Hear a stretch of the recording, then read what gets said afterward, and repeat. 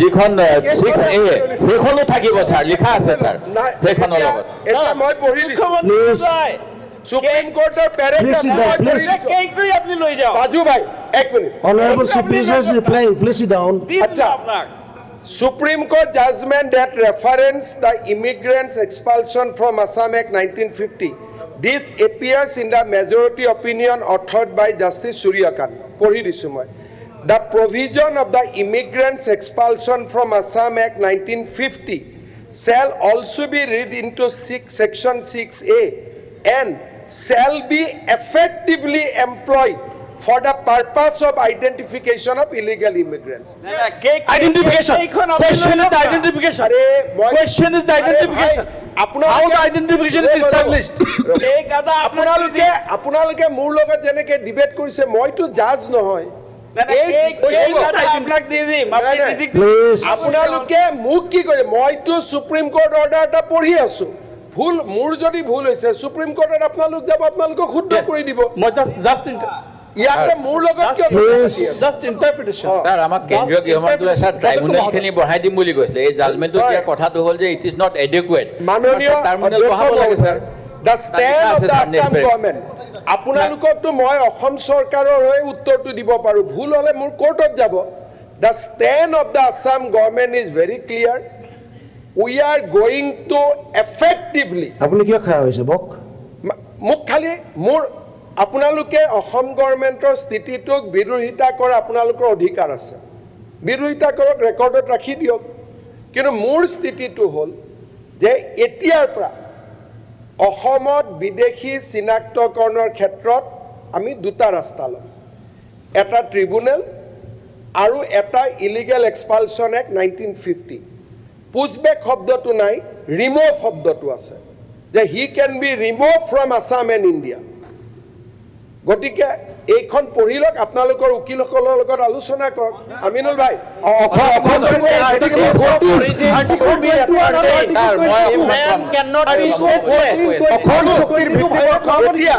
মই আৰু এটা বেলেগ লাইনত আমাৰ এক মিনিট আপোনালোকে ক'ব ইমান আপোনালোকে কৈ আছিল মইতো মাতা নাই থ'ব Article 40 যাব 21 কত যাব আৰু আনসাৰটো কমপ্লিট কৰিব নিদিয়ে কেলে বাৰে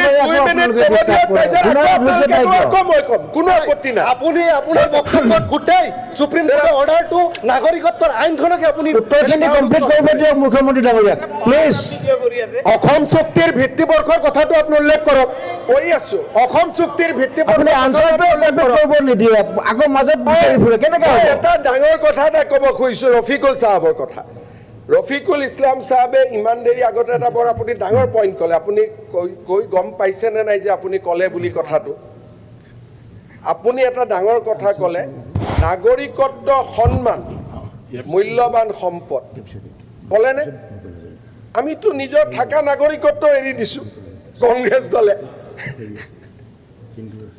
এটা ফেমিলি চাৰিটাই তিনিটাই নিজা নাগৰিকত্ব এৰি দিছে নালাগে বুলি গতিকে কংগ্ৰেছৰ কাৰণে নাগৰিকত্ব মূল্যৱান সম্পদ হ'বই নোৱাৰে কংগ্ৰেছৰ কাৰণে ব্যক্তিগত কথা এনেকুৱা কথা হ'বই নোৱাৰে বাংলাদেশ পাকিস্তান বিদেশী নাগৰিকৰ কথা কৈছে নাগৰিকত্বটো এটা সকলোৰে কথা এইটো কথা হ'ব নোৱাৰে ছাৰ কেনেকুৱা কথা কৈ আছে স্যাৰ তেখেতৰ মই আৰু ব্যক্তিগত কথা ইয়াত নকওঁ স্যাৰ কিন্তু এনেকুৱা কথা কোৱা উচিত নহয় সদনৰ মৰ্যাদা ৰাখি যিজন মানুহে নিজে ইয়াত স্যাৰ ডিফেণ্ড দিব নোৱাৰে এইটো আপুনি জানে স্যাৰ এনেকুৱা কথাখিনি ক'বলৈ নিদিব মাননীয় অধ্যক্ষ মহোদয় জাকিৰ হুছেইন সিকদাৰ ডাঙৰীয়া ও বাবা অখিল গগৈৰ বেমাৰটো কিয় লৈছে একে ৰচিদ সাহেব কিবা নতুন ঘটনা হৈ গ'ল নেকি আজি ইমান জপিয়াই আছে বক আপোনালোকৰ কথাটো জাকিৰ হুছেইন সিকদাৰে সুধিছে অসম ভিত্তিবৰ্ষ কি হ'ব 1971 তাত আমি কম্প্ৰমাইজ নকৰোঁ যিটো কৈছে অসম চুক্তি খালি এই কথাটো যদি মোৰ ভুল হৈছে আপোনালোকৰ উকিলৰ লগত কথা পাতি কালি মোক লিগেল অপিনিয়ন দি দিব মোৰ মনটো অপেন আছে সুপ্ৰিম কোৰ্টৰ জাজমেণ্ট যাক আপোনালোকে আদৰণি জনাইছে বিৰোধিতা কৰা নাই আপোনালোকে আদৰণি জনোৱা জাজমেণ্টটোত লিখা আছে যে অসম চৰকাৰে এতিয়াৰে পৰা চেল উইল নহয় মে নহয় ইলিগেল এক্সপালছন এক্ট 1950 বিদেশীৰ ক্ষেত্ৰত ব্যৱহাৰ কৰিব পাৰিব। ভাল উকিল আছে, কালি আপোনালোকে কথা পাতি মোক অপিনিয়নটো আনি দিয়ক যে মোৰ ইণ্টাৰপ্ৰিটেশ্যনটো ভুল হৈছে, মই মানি ল'ম, কোনো কথা নাই। খালি মই ইমানে অনুৰোধ কৰিম, কাৰণ আজিতো ডিবেট চলি থাকিব, আজি ৰাতি কোনোবা এজন ভাল উকিলৰ তাত যাওক, কথা বতৰা পাতক, পাতি ৰিটেন অপিনিয়ন এটা মোক আনি দিয়ক যে সুপ্ৰিম কোৰ্টে কোৱা কথাটো মই কোৱাটো ভুল। মানুহ মাত্ৰেই ভুল হয়, কিন্তু যেতিয়ালৈকে মই শুদ্ধ বুলি ভাবি থাকিম পুছবেক চলি থাকিব।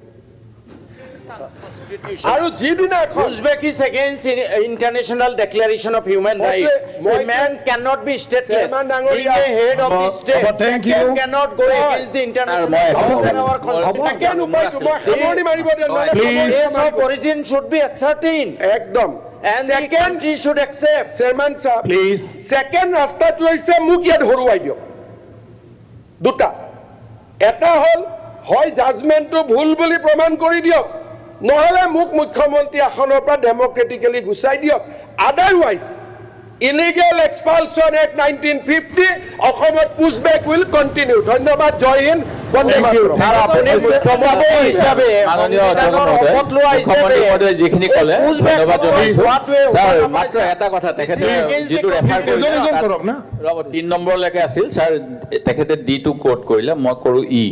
The statutory machinery and tribunals are tasked with the identification and detection of illegal immigrants or foreigners in Assam are inadequate and not proportionate to the requirement of giving time-bound effect to the legislative object of Section 6A.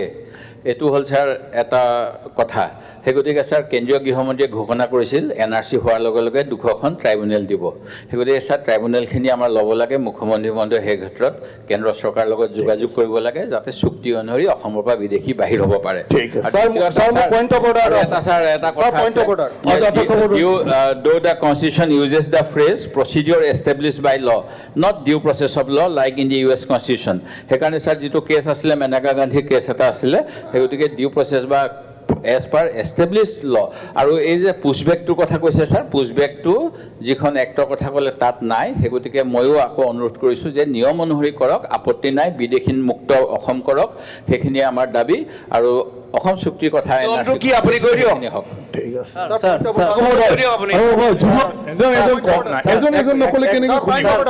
Point of order sir মুখ্যমন্ত্ৰী ডাঙৰীয়াই কৈছে অলপ পিছত sir মুখ্যমন্ত্ৰী ডাঙৰীয়াই ক'লে যে পুছবেক চলি থাকিব।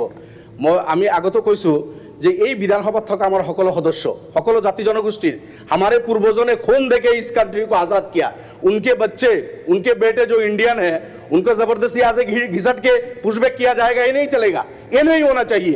हमारा जो सिटीजनशिप है इसकी बहुत कीमत है, हो सकता है किसी के पास ना हो, लेकिन गरीबों का जो सिटीजनशिप है वो खून देके हमने इसको हासिल किया।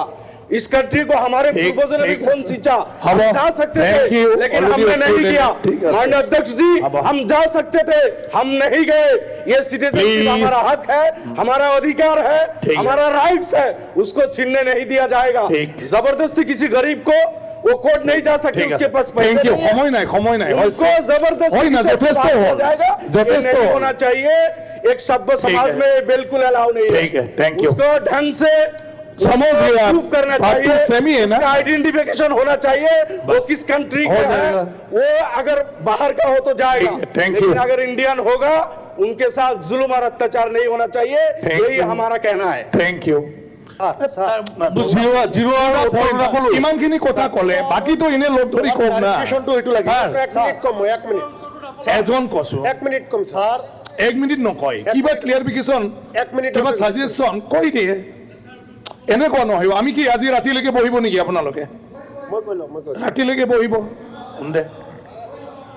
স্যাৰ, মাননীয় মুখ্যমন্ত্ৰী ডাঙৰীয়াই যিটো বিদেশী খেদাৰ কথা কৈছে তাত আমাৰ আপত্তি নাই, কিন্তু স্যাৰ এই মুহূৰ্তত অসমত যদি যিসকলক বিদেশী হিচাপে চিনাক্তকৰণ কৰিছে আৰু চিনাক্তকৰণৰ যিটো প্ৰক্ৰিয়া সেইটো ভুল, তথ্য প্ৰমাণ দি আমি কম সেইটো ভুল। গতিকে বিদেশী চিনাক্তকৰণৰ প্ৰক্ৰিয়া যেতিয়া ভুলকে কৰে তেতিয়া স্বদেশী মানুহখিনিকো বিদেশী হিচাপে সজাই আজি বহু জ্বালা যন্ত্ৰণা দি আছে। গতিকে মাননীয় অধ্যক্ষ ডাঙৰীয়া, অসমত আপুনি 10 পৰা 20 জন মানুহ যিসকলক বিদেশী বনাইছে বা যিসকলৰ নামত ডি ভোট হিচাপে চিহ্নিত কৰিছে তেওঁলোকক এটা তালিকা সজাই এই সদনৰ পৰা এটা সদন কমিটি কৰি সেই ঘৰলৈ সেই গাঁৱলৈ পঠাই দিয়ক সেই অঞ্চললৈ পঠিয়াই দিয়ক মই গ্যাৰান্টি সহকাৰে কম অধ্যক্ষ ডাঙৰীয়া প্ৰত্যেকজন মানুহ সদেশ হিচাপে চিহ্নিত ঠিক আছে, thank গতিকে এই যে বিদেশী সজাইছে ডি ভোটাৰ Thank লগাইছে you. সকলো সদেশী মানুহক লগাই আছে ইয়াৰ হ'ব। প্ৰক্ৰিয়া ভুল ইয়াক ভাল প্ৰক্ৰিয়াৰ মাজেৰে এইটো কৰিব। 0 hour আৰু 3 দৰকাৰ 0 হ'লে ত দৰকাৰ হ'লে DNA টেষ্ট কৰক ডিবেট নহয় DNA টেষ্ট কৰক মাননীয় হৈ থাকে DNA টেষ্ট কৰক। কৰি থাকক মাননীয় অধ্যক্ষ ঠিক আছে। মহোদয় মই দুটা কথা কম মই শুনি কনফিউজ হৈ গৈছোঁ জাকিৰ হুছেইন সিকদাৰে কৈছে যে ফৰেনাৰ্ছ ট্ৰিব্যুনেলে যিসকলক বিদেশী সজাইছে সেইটো ভুল তেওঁলোকে ভাল আইন কানুন কৰা নাই সদন কমিটি গৈ পৰীক্ষা কৰিব লাগে যে তেওঁলোক বিদেশী হয় নে নহয় এইটো কোৱা নাই জানো আপুনি মই যেতিয়া প্ৰথম ডি ভোটাৰ লগাই কোনো এজন মানুহক ডি ভোটাৰ লগাই তেওঁ নাজানে নহয় আপুনি তেওঁ নাজানে কোনো এজন মানুহৰ নামত ডি ভোটাৰ হৈ আছে তেওঁ নাজানে নহয়। তেওঁৰ নামত নোটিছ পঠাই তেওঁৰ ঘৰলৈ নোটিছ নাযায় নাযায়। নোটিছ তেওঁ নাযায় যেতিয়া এক্সপাৰ্টি হৈ যায় তাৰপিছত তেওঁ বিদেশী হিচাপে হৈ যায় যেতিয়া আদালতত যায় এপ্ৰিকোৰ্টত যায় তেওঁক নহয়, মই বিদেশী হিচাপে বুজিলোঁ। সদেশ হিচাপে ৰায় নিদিয়ে সেইকাৰণে মই সদন কমিটি এটা কৈছো এবাৰ মানৱতাৰ খাতিৰত সেই এবাৰ কৰিব লাগে আমাৰ মাননীয় অধ্যক্ষ মহোদয় আমাৰ বিৰোধী দলটোৱে কি ক'ব আপোনালোকে যদি সংঘবদ্ধৰ এটা শব্দত কয় চৰকাৰে ৰেছপন্স কৰাত সুবিধা হয় জাকিৰ হুছেইন সিকদাৰে কৈছে ট্ৰিব্যুনেলে নটিছ নলয় এক্সপাৰ্টি কৰে ট্ৰিব্যুনেল বেয়া একেটা জেগাতে দেৱব্ৰত শইকীয়াই কৈছে 200খন নতুন ট্ৰিব্যুনেল কৰক এতিয়া আচলতে ট্ৰিব্যুনেল বেয়া বুলি কোৱা নাই কি লাগে কি আপোনাৰ মই ট্ৰিব্যুনেলত কেতিয়া যায় যেতিয়া প্ৰথম এজন ব্যক্তিক ডি ভোটাৰ কৰে মই ট্ৰিব্যুনেল বেয়া বুলি কোৱা নাই আপুনি এই কথাটো বেলেগ আচ্ছা, পিনে লৈ ডি নাযাব। ভোটাৰো মই এই এইটো কথাটো কওঁ। বেলেগ পিনে নাই ডি ভোটাৰো এক মিনিট ডি ভোটাৰো সোণোৱাল ডাঙৰীয়াৰ চৰকাৰ হিমন্ত বিশ্ব শৰ্মাৰ চৰকাৰ দিনত হোৱা নাই ডি ভোটাৰো আপোনালোকৰ দিনতে হৈছে এটা আপোনালোকৰ দিনত হৈছে এই চৰকাৰ দিনত হৈছে ডি ভোটাৰ এজিপিৰ দিনত আৰম্ভ তাৰ হৈছে। 1997 ত ডি ভোটাৰৰ কনচেপ্ট আহিছে আৰে ছাৰ, এনেকৈ ছাৰ বস্তু আছে তেখেতৰ হাতত বিভাগ আছে কিয় আপুনি blame কৰে? Why blame us? For no unnecessarily, sir, Dr. Ghose Nandodul, sir, D voter 1997 ত প্ৰথমবাৰলৈ হৈছে আৰু ডি ভোটাৰ কেনেকৈ হৈছে ছাৰ বৰ্ডাৰ পুলিচে চিহ্নিত কৰে এইখিনি কথা জানে ছাৰ তেখেতসকলে কংগ্ৰেছ দলৰ দিনত কিমান ডি ভোটাৰ হৈছে অহাকালি মই টুইট কৰি দিম আপোনালোকে নিজে চাব এনেইটো কথা প্ৰফুল্ল মহন্তইতো ডি ভোটাৰ কৰিছে তেওঁ ভোটেই লৈছিল সেই বুলি যে মই অসমৰ পৰা বিদেশী খেদিম বুলিয়েতো তেওঁ ভোট লৈছিলে আজি মইতো ডি ভোটাৰ কৰিলে গৌৰৱেৰে ক'ম যে মই কৰিলোঁ দেই 1 লাখ ডি ভোটাৰ মইতো চেষ্টা কৰি থাকোঁ কৰিব পাৰোঁ নেকি গতিকে আমাৰ এংগলটো বেলেগ আপোনালোক হৈছে ডি ভোটাৰৰ বিৰোধী আমাৰ আইডিঅলজিটো কমপ্লিট বেলেগ আপোনালোকে কিয় বুজিব পৰা নাই কথাখিনি মই বুজি পোৱা নাই প্ৰফুল্ল মহন্তই ডি ভোটাৰ কৰিবই বিজেপিয়ে ডি ভোটাৰ কৰিবই কাৰণ মানুহে আমাক ভোটেই দিছে সেইকাৰণে কিন্তু কংগ্ৰেছ দলে বিচাৰে যে ডি ভোটাৰ হ'ব নালাগে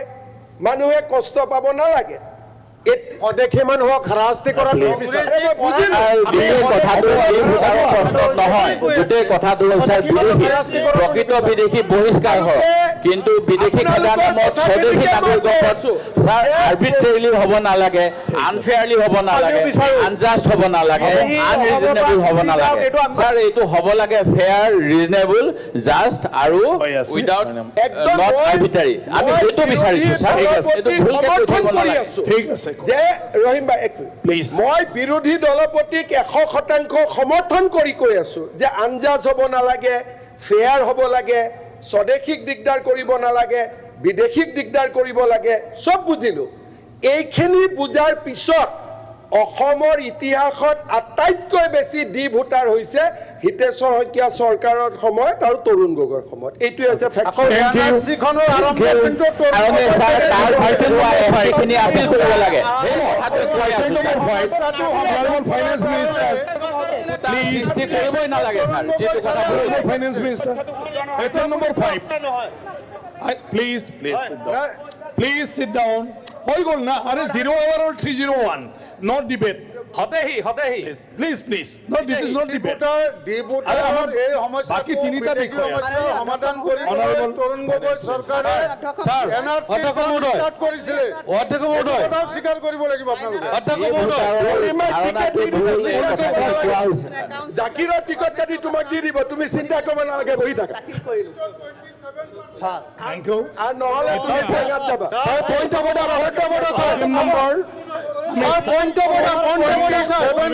মই আহি আছো। Item number আমি 7 আছিলে, এইটো 6 ছাৰ ডিউ প্ৰচেছত পোৱা নাই, গতিকে আমি অলপ সময় কাৰণে বাকচ কৰিম। জন্মসূত্ৰে ভাৰতীয় নাগৰিক কেনেকৈ বিধিব পাৰে স্যাৰ স্যাৰ জন্মসূত্ৰে এইটো একপক্ষীয় হৈছে তাৰ পইণ্ট অফ অৰ্ডাৰ ছাৰ মোৰ পইণ্ট অফ অৰ্ডাৰ এটা আছিলে sir point of order sir আচ্ছা। এক মিনিটৰ কাৰণে Point of order নাই ইয়াত। পইণ্ট অফ অৰ্ডাৰ ছাৰ দিয়াৰ কথা আছিলে Honorable point of order sir Honorable Minister Sri Jagan Mohan. আপোনালোকে Item number 7. মোৰ পইণ্ট অফ অৰ্ডাৰ আছে ছাৰ লাগে ছাৰ মোৰ পইণ্ট অফ অৰ্ডাৰ আৰে বাবা, আপোনালোকে Please, Bob. কি কয় ঠিক কৰি লওক। হয় ছাৰ আমাৰ ৰফিকুল ইছলাম চাহাবে ৰফিকুল ইছলাম চাহাবে কি ক'লে যে নাগৰিকত্ব আটাইতকৈ ডাঙৰ সন্মান, নাগৰিকত্ব আটাইতকৈ মূল্যৱান সম্পদ। আচ্ছা, যদি নাগৰিকত্ব ইমান ডাঙৰে মূল্যৱান সম্পদ, যদি ইমান ডাঙৰে সন্মান, এটা পৰিয়ালৰ 4টা 3টাৰ কিয় নাগৰিক নহয়? সেইটো কওক আপোনালোকে। এটা পৰিয়ালৰ 4জন মানুহৰ 3জনে কিয় Thank you. নাগৰিক নহয়? আপুনি এনে কৈ নাথাকিব, যি কথা ক'ব মনৰ পৰা ক'ব, যি কথা ক'ব মনৰ পৰা ক'ব, Please, যি হ'ব। কথা ক'ব, Please, যি কথা ক'ব মনৰ পৰা ক'ব। যদি ভাৰতক ভাল পায়, ভাৰতৰ গুণ গাব, Please. কিন্তু এনে কৈ নাথাকিব, অদৰকাৰী কথা কৈ নাথাকিব। Sri Jagan Mohan. স্পেচিফিক কুৱেশ্যনৰ ৰিপ্লাই দিব লাগে। মুখ্যমন্ত্ৰী মহোদয়ে মুখ্য যি মহোদয়। বক্তব্য দিছে সেই বক্তব্য অপব্যাখ্যা কৰিছে আইনৰ সন্মানীয় অধ্যক্ষ মহোদয় ৰিপ্লাই দিয়াই নাই কৈ থাকক ৰিপ্লাই দিব লাগে কৈ থাকক মুখ্যমন্ত্ৰী আপুনি কৈ থাকক নবীন আপুনি প্ৰস্তাৱটো দিয়ক মাননীয় অধ্যক্ষ মহোদয় ছাৰ আমাক সময় দিয়ক, আমাৰ সময়খিনি দিয়ক ছাৰ। অধ্যক্ষ মহোদয় আপুনি অধ্যক্ষ মহোদয় অধ্যক্ষ মহোদয় অধ্যক্ষ মহোদয় প্ৰস্তাৱটো দিয়ক point of order sir, point of order. আমাৰ সময় আপুনি প্ৰস্তাৱটো দিয়ক উত্তৰ দিয়া নাই, কথাটো সঁচা, উত্তৰ দিয়া নাই, কথাটো সঁচা। প্লিজ প্ৰস্তাৱটো দিয়ক না ৰিপ্লাই নিদিলে দেখুন আমাৰ আপুনি প্ৰস্তাৱটো দিয়ক না আগবাঢ়িছোঁ চৰকাৰী সংকল্প প্ৰস্তাৱ উত্তৰ নিদিলে মাননীয় অধ্যক্ষ মহোদয় জিৰোৰ উত্তৰ নিদিলে স্যাৰ জিৰোৰ উত্তৰটো দিব এইবিলাক নকৰিব ঘৰতে যদি প্লেনিং লৈ আহে সদনত তেনেকুৱা কৰিম বোলে এইটো কেতিয়াও সমৰ্থনযোগ্য নহয়, গ্ৰহণযোগ্য নহয়। এইটো কৰিব নাপায় ৰুলক আপুনি উত্থাপন কৰক, মই পাছ কৰি দিওঁ যে ভাৰত চৰকাৰৰ অসামৰিক বিমান পৰিবহণ মন্ত্ৰালয় নতুন দিল্লীৰ অসামৰিক বিমান পৰিবহণ সঞ্চালক প্ৰধানে বিমান আইন 1934 22 ধাৰা 5 আৰু 7 আৰু ধাৰা 8 উপধাৰা 2 প্ৰদান কৰা ক্ষমতা প্ৰয়োগ কৰি কৰা বিমান নিয়ম 1937 একাদশ খণ্ডত থকা নিয়ম অনুসৰি অসমৰ ডিব্ৰুগড় বিমানবন্দৰৰ বাবে ভাৰতীয় বিমানবন্দৰৰ কৰ্তৃপক্ষক বিমানবন্দৰৰ অনুজ্ঞাপত্ৰ প্ৰতিৰক্ষা আৰু ৰাজহুৱা ব্যৱহাৰ জাৰি কৰিছে। ডিব্ৰুগড় উক্ত বিমানবন্দৰটোৰ নাম সলনি কৰি ভাৰত ৰত্ন ভূপেন হাজৰিকা বিমানবন্দৰ ডিব্ৰুগড় নামেৰে নামাকৰণ কৰিবলৈ লোৱাটো আৰু সেই উদ্দেশ্যে ৰাজ্য বিধানসভাৰ অনুমোদন লাভ কৰাৰ পিছত ভাৰত চৰকাৰৰ অসামৰিক বিমান পৰিবহণ মন্ত্ৰালয়ৰ অনুমোদন লোৱাটো এক উপযুক্ত ব্যৱস্থা। সেয়েহে অসম বিধানসভাৰ প্ৰক্ৰিয়া আৰু কাৰ্য পৰিচালনা নিয়মাৱলীৰ 117 নং নিয়ম অনুসৰি ডিব্ৰুগড় বিমানবন্দৰটো ভাৰত ৰত্ন ভূপেন হাজৰিকা বিমানবন্দৰ ডিব্ৰুগড় নামেৰে নামাকৰণ কৰিবলৈ কেন্দ্ৰীয় চৰকাৰক অনুৰোধ জনাই আজি বিধানসভাই সৰ্বসন্মতক্ৰমে প্ৰস্তাৱ গ্ৰহণ কৰে। ধন্যবাদ। এতিয়া আপুনি কিবা ছাৰ ক'ব? এষাৰ ক'ব পাৰিম নে? আপুনি কিবা ক'ব? আপুনি নকয় যদি ছাৰ আমি ক'ব পাৰিম। অধ্যক্ষ মহোদয় সন্মান জনাওক। অধ্যক্ষ মহোদয় আপুনি যাওক আপোনালোকে। ছাৰ না আপুনি ক'ব? না আপুনি নক'লে মই আৰম্ভ কৰি দি দিম। ছাৰ মই ক'ব পাৰিম নেকি? অধ্যক্ষ মহোদয় না আপুনিতো নকয়। অসম আমাৰ ৰূপহী গুণৰো নাই শেষ, ভাৰতৰে পূৰ্ব দিশত সূৰ্য উঠাৰ দেশ। এই গীতেৰেই অসমক বিশ্ব দৰবাৰত প্ৰতিষ্ঠা কৰিবলৈ বহুমুখী গুণসম্পন্ন ব্যক্তিত্বৰে ভৰা the house adjourn for half an hour. সুদক্ষৰ